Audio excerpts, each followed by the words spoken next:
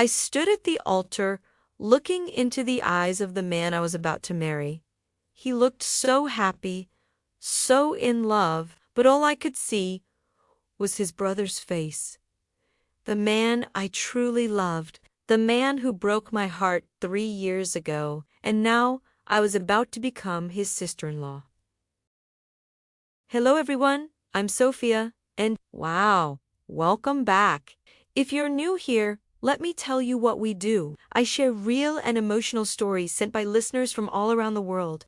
And these aren't just any stories, they're about love, loss, difficult choices, and everything in between. The best part, these stories can help you learn English and reflect on life at the same time. So you're not just improving your English, you're also connecting with real human experiences. And honestly, that's what makes this so special. Oh, and if you enjoy this content, please don't forget to like the video. It really helps.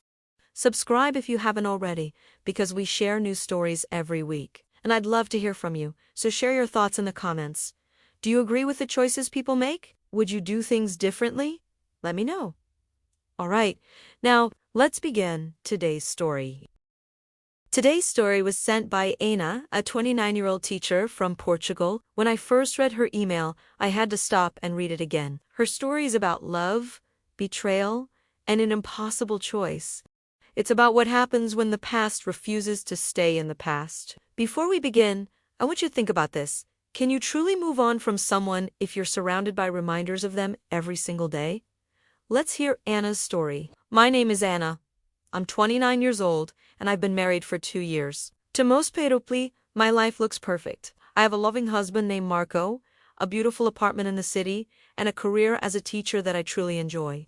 People always tell me how lucky I am. They say I have everything a woman could want, but there's something nobody knows. Something that keeps me awake at night, staring at the ceiling while my husband sleeps peacefully beside me. The truth is, I married Marco, but I'm still in love with his brother, Ricardo. I know how terrible that sounds. I know what you must be thinking right now. But please, let me explain how I got here. This isn't a story about a bad woman who wanted to hurt people. This is a story about love, loss, and the choices we make when our hearts are broken. It's about what happens when you try to move forward, but your past refuses to let you go. 6 years ago, I met Ricardo at a friend's birthday party. I wasn't planning to go that night. I was tired from work and just wanted to stay home. But my best friend, Laura, insisted. She said I needed to get out more, to have fun, to live a little. So I went. And the moment I walked into that party and saw Ricardo standing by the window, holding a glass of wine and laughing with friends, something inside me shifted. I couldn't take my eyes off him. Ricardo was charming in a way I had never experienced before. He was funny, confident, and incredibly handsome. He had these warm brown eyes that seemed to see right through me. We started talking around 9 p.m., and we didn't stop until 3 in the morning. We talked about everything: our dreams, our fears, our favorite books, our childhood memories. By the end of the night, I knew something special was happening. Within 3 months, we were inseparable. I thought I had found my soulmate. We dated for 2 years. They were, without question, the happiest years of my life. Ricardo made me feel alive. Every day with him was an adventure. We would take spontaneous road trips, cook dinner together while dancing in the kitchen, and spend hours talking about our future. We talked about getting married, about having children, about buying a house in the countryside where we could grow old together. I was completely sure he was the one. I had never been so certain of anything in my entire life. But then, slowly, everything started to change. It was small things at first. Ricardo would cancel our plans at the last minute because of work. He would forget to call me back. When we were together, he seemed distracted, like his mind was somewhere else. I tried to talk to him about it, but he would say everything was fine, that he was just stressed. I wanted to believe him. I needed to believe him. So I ignored the signs that something was wrong. 3 months before our 2-year anniversary, Ricardo sat me down and said we needed to talk. Those 4 words made my stomach drop. I knew what was coming. He said he loved me, But he wasn't ready for something so serious. He said he needed space to focus on his career, that he had big opportunities coming up and couldn't afford distractions. Distractions? That's what he called our relationship. That's what he called me. I felt like someone had punched me in the chest. I begged him to reconsider. I told him we could make it work, that I would support his career, that we could figure it out together. But he had already made up his mind. 2 weeks later, he broke up with me over a phone call. A phone call. After 2 years of planning our life together, he couldn't even look me in the eye when he ended it. He said it would be easier this way, less painful. But there was nothing easy about it. There was nothing less painful about it. I was completely devastated.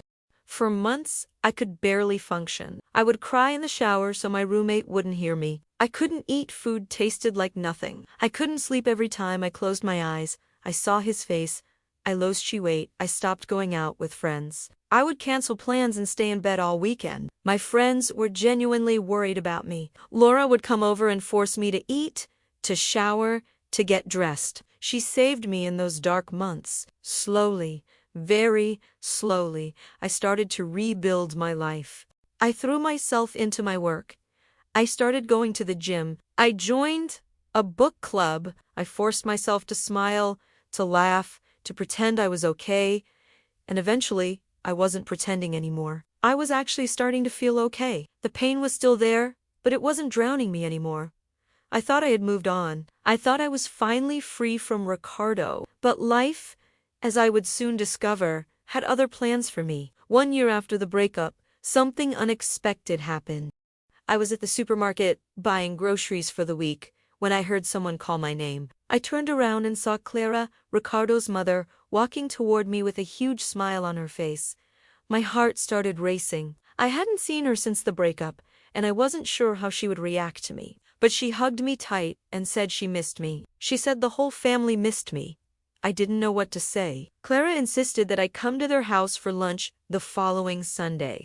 She said it had been too long, that I was still part of their family even though things hadn't worked out with Ricardo. I tried to politely decline. The thought of going back to that house, of seeing the places where Ricardo and I had spent so much time together, made me feel sick. But Clara wouldn't take no for an answer. She promised me that Ricardo wouldn't be there. He had moved to another city for work 6 months ago. Somehow, that made it a little easier to say yes.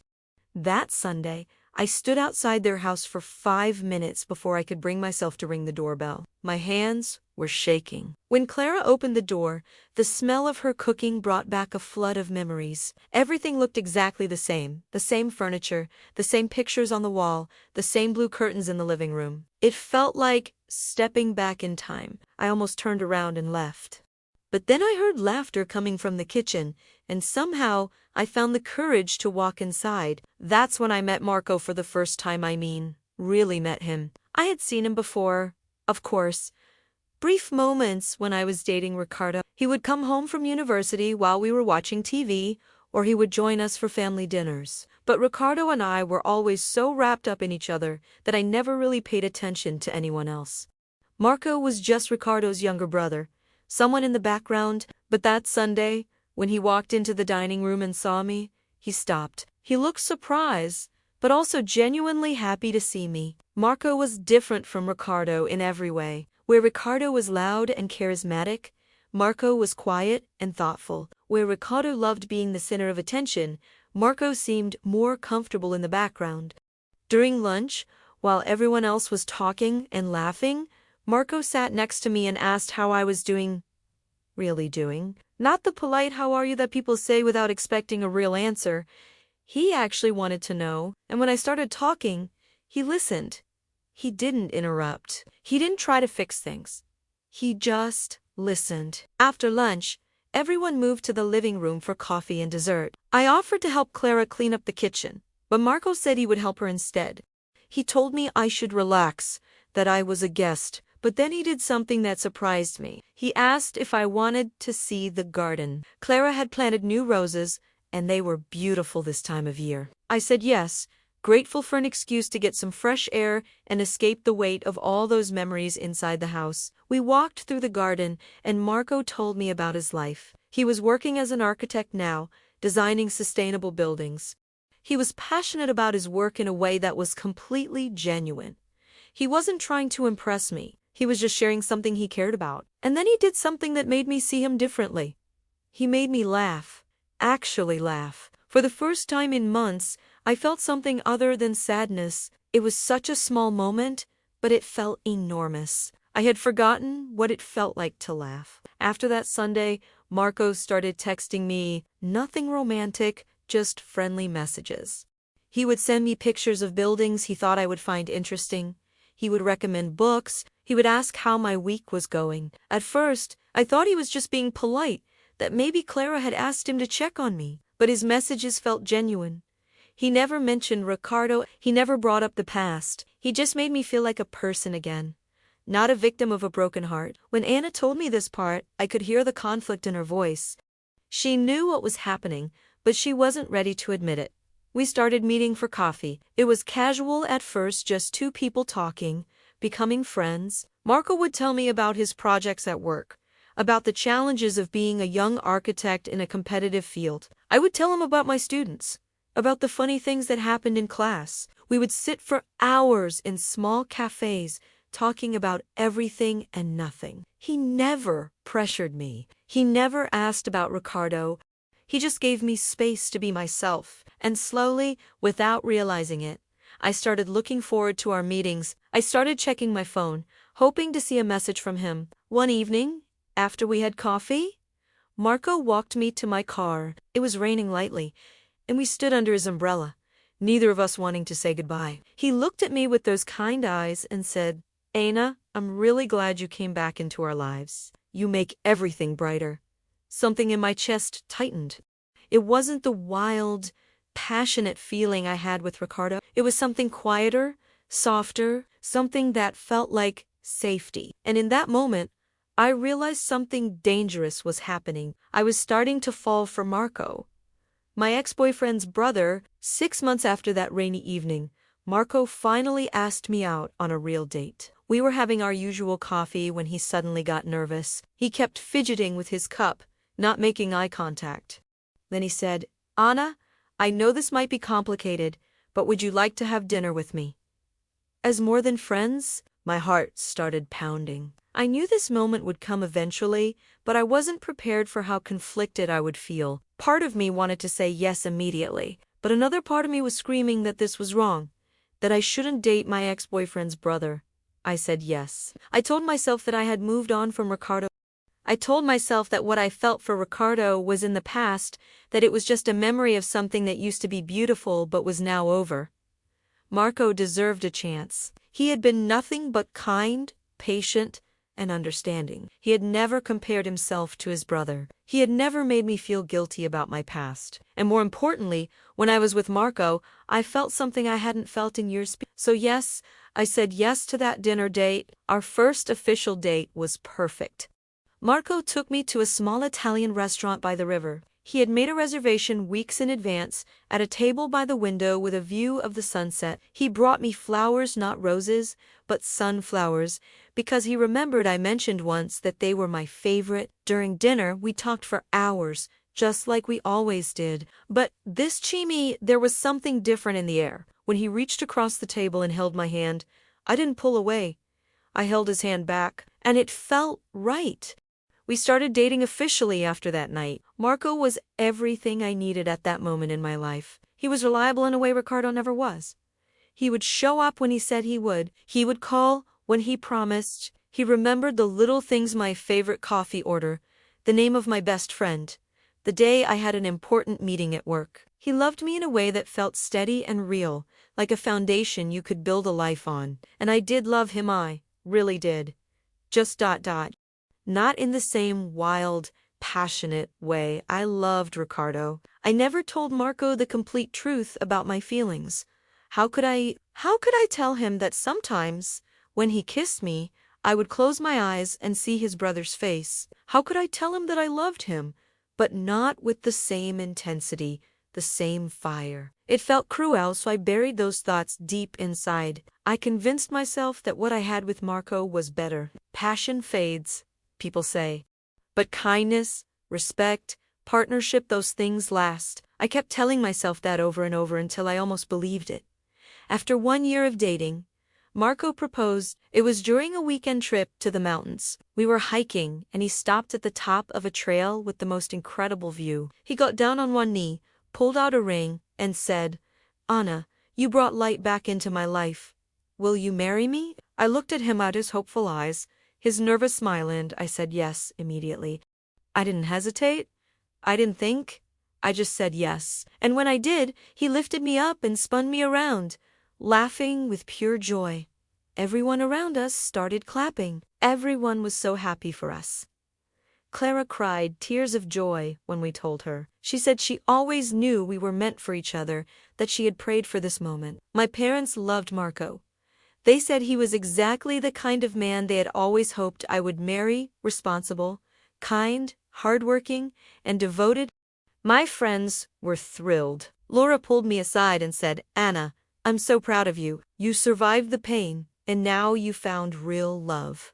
I smiled and thanked her, but inside, I felt a knot forming in my stomach. We had an engagement party 2 weeks later at Clara's house. The whole family was there: cousins, aunts, uncles, childhood friends. The house was filled with laughter, music, and congratulations. Marco couldn't stop smiling.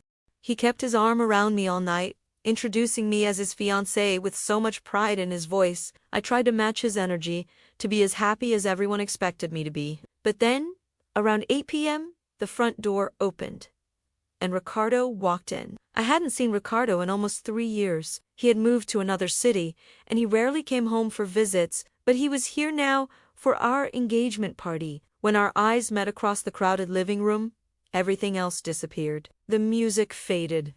The conversations became background noise. All I could see was him. And in that moment, I felt everything come flooding back: all the pain, all the love, all the what-ifs that I thought I had buried. He looked different, older, more serious, but still him. Still the man who broke my heart. Ricardo stayed at the party for an hour, keeping his distance. He congratulated Marco with a hug. He was polite to everyone, but he barely looked at me. Finally, when I went to the kitchen to get a glass of water, he followed me. We were alone for the first time in 3 years. He leaned against the counter and said, "Anna, are you sure about this? Are you sure you want to marry my brother?" I felt anger rising in my chest. I asked him what he meant, and he said, "Because if you're doing this to forget about me, it won't work." I was furious. I told him he had no right to say that. He left me. He chose his career over us. And now he wanted to question my choices. But even as I said those words, even as I told him to leave me alone, deep down, I knew he was right. And that terrified me. Marco and I got married 6 months after that engagement party. It was a beautiful spring wedding in a small church near the beach. I wore a white dress with lace details that my mother had helped me choose. There were flowers everywhere: white roses, lilies, and baby's breath. Our families and closest friends were there, about 80 people in total. When the music started and I walked down the aisle, I saw Marco waiting for me at the altar. He was wearing a navy blue suit, and when he saw me, tears started rolling down his cheeks. Everyone said we were the perfect couple. Everyone said this was a love story for the ages. But that night, after the reception, after we said goodbye to all our guests, after we arrived at the hotel for our wedding night, I locked myself in the bathroom and cried. I sat on the cold tile floor in my beautiful white dress and sobbed as quietly as I could, because I realized, truly realized, what I had done. I had married a man who loved me completely, unconditionally, with his whole heart. And I loved him too, but not in the way he deserved. Not with the same intensity. Not with the same fire. I had married him because he was safe, because he was kind, because everyone told me this was right. But was it enough? The first year of marriage was harder than I expected. Don't misunderstand, me. Marco was an amazing husband. He would wake up early to make me breakfast before work. He would leave little notes in my bag telling me he loved me. He would plan surprise dates and remember every anniversary, even the small ones like 6 months since our first kiss. He did everything right. And I tried my best to be the wife he deserved. I cooked his favorite meals, I supported his career, I smiled when he came home, but inside, I felt like I was playing a role, like I was an actress in a play about a happy marriage. The real problem started when we began going to family gatherings again. At first, Ricardo didn't come to many of them. He was still living in another city, focused on his career. But slowly, he started showing up more, often Sunday lunches at Clara's house, birthday celebrations, holiday dinners, and every single time I saw him, my heart would break a little more. I would prepare myself mentally before these gatherings, telling myself to stay calm, to act normal, to not let anyone see what I was feeling.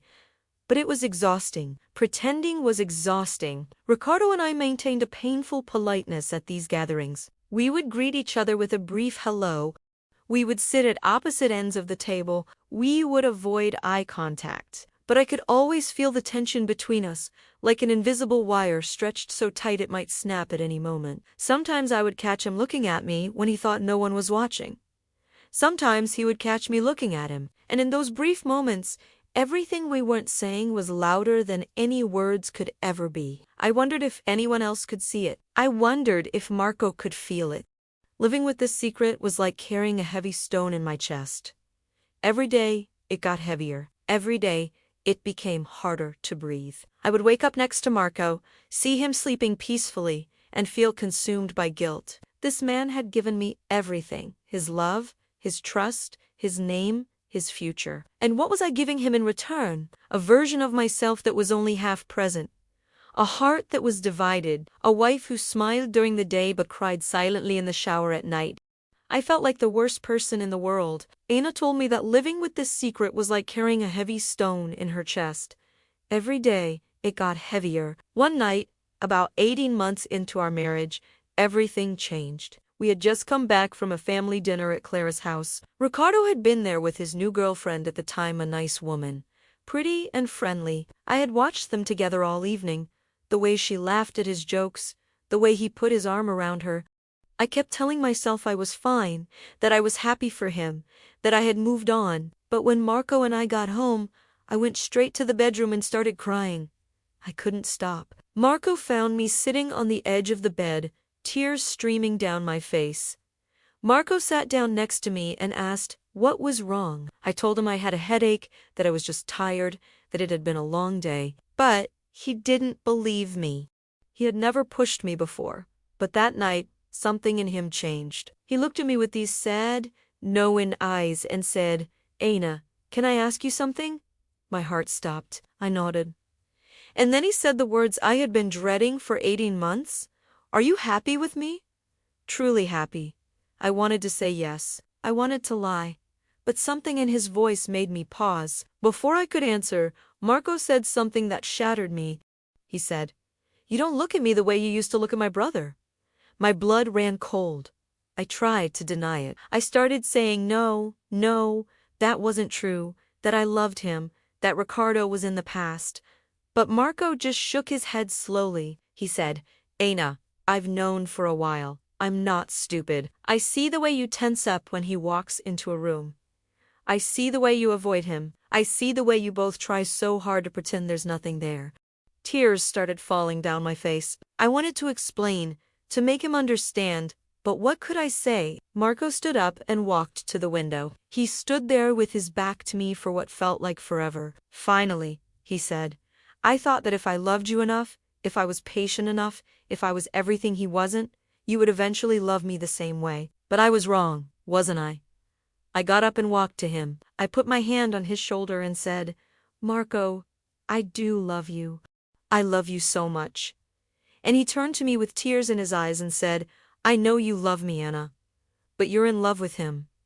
We didn't talk about it again after that night. But something changed between us. There was a distance that wasn't there before. A sadness that neither of us knew how to fix. 3 months ago, everything came to a breaking point. I was at work teaching my usual afternoon English class when my phone buzzed with a message from Clara.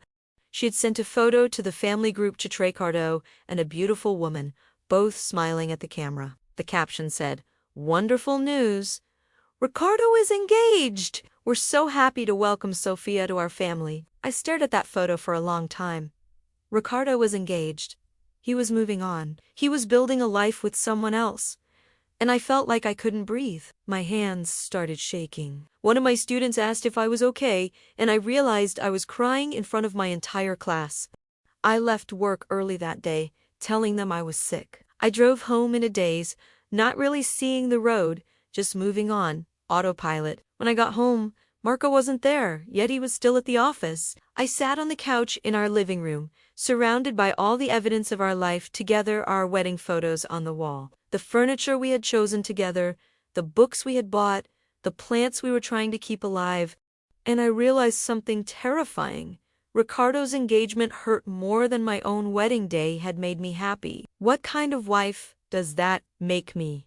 What kind of person? That night, I did something I'm not proud of. I waited until Marco fell asleep, and then I took my phone and went to the bathroom. I sat on the floor with my back against the door, and I called Ricardo. My hands were shaking as I pressed his name. The phone rang once, twice, 3 times.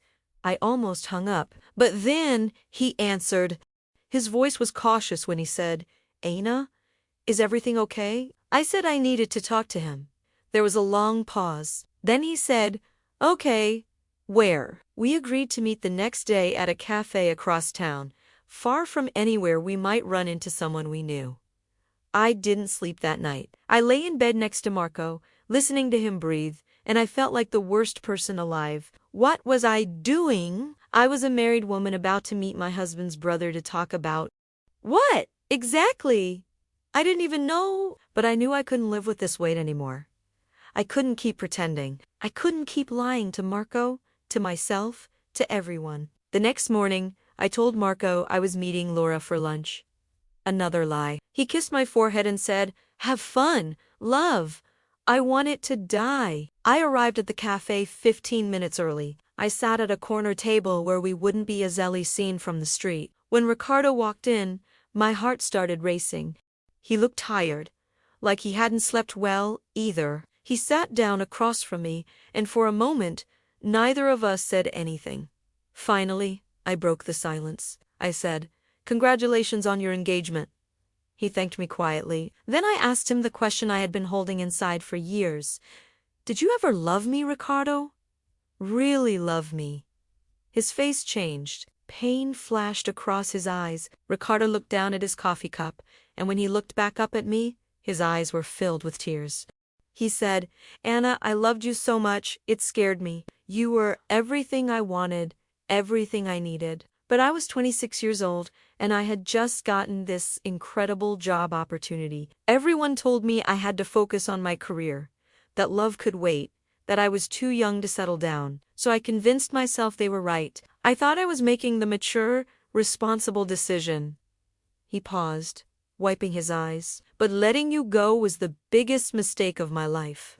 And watching you marry my brother, It destroyed me." I started crying. Years of held-back tears just came pouring out. Ricardo reached across the table and took my hand, and I didn't pull away. We sat there like that for several minutes, just holding hands and crying, not caring if anyone saw us. Then Ricardo said something that changed everything. He said, "Anna, I need to tell you something.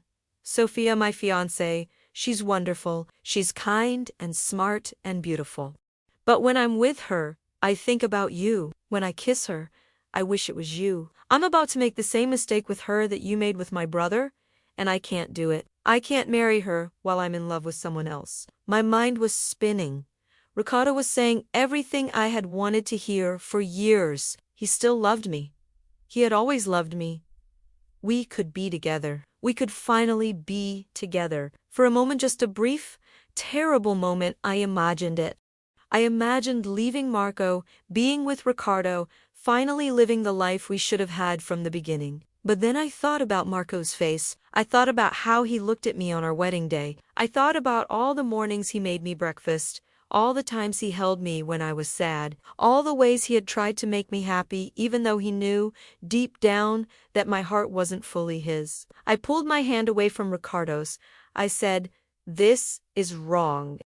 Everything about this is wrong." He nodded, tears still streaming down his face.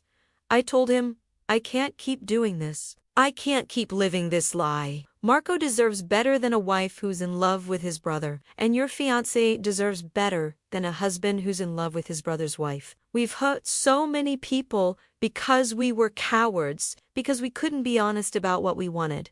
Ricardo asked me what I was going to do, and I realized something in that moment I didn't know. For the first time in years, I had no idea what the right answer was. That meeting was 2 months ago. I haven't spoken to Ricardo since then. He called off his engagement to Sophia 2 weeks later. Clara told the whole family he said he wasn't ready for marriage. And me? I'm still living with Marco. We're still married, but we're not really together, not anymore. We live like roommates who are polite to each other. He sleeps in the guest room now. We haven't talked about divorce, but we both know it's coming. I don't know what my future looks like. I don't know if Ricardo and I will ever be together or if too much damage has been done. All I know is that I can't keep living this lie. I have to make a choice, and whatever I decide, someone maybe, everyone is going to get hurt. That's my story. I married my ex's brother, and I'm still in love with the man I lost. And now, I don't know how to fix this mess I've created. Wow, that was intense, wasn't it? Every time I share one of these stories, I'm reminded of how complex life can be. I truly believe that every story has something to teach us. Sometimes it's about love, sometimes it's about loss, and sometimes it's just about being human and making difficult choices. So, what do you think about today's story? I really want to know your opinion. Do you agree with the choices that were made? Would you do things differently? Please share your thoughts in the comments below. I read every single one, and honestly, I love reading your perspectives. Sometimes you guys see things that I completely miss. Oh, and if this story touched your heart, if you felt something while listening, please give it a like. It really helps more people discover these stories. And don't forget to subscribe. We share new emotional stories every week. And trust me, we have some incredible ones coming up. And if you have your own story you'd like to share, something that's been on your mind or weighing on your heart, send it to me. You never know, your story might be exactly what someone else needs to hear right now. Thank you so much for being here with me today. I really appreciate you taking the time to listen. Take care of yourselves, okay? And remember, life is complicated, but we're all doing our best. See you in the next story.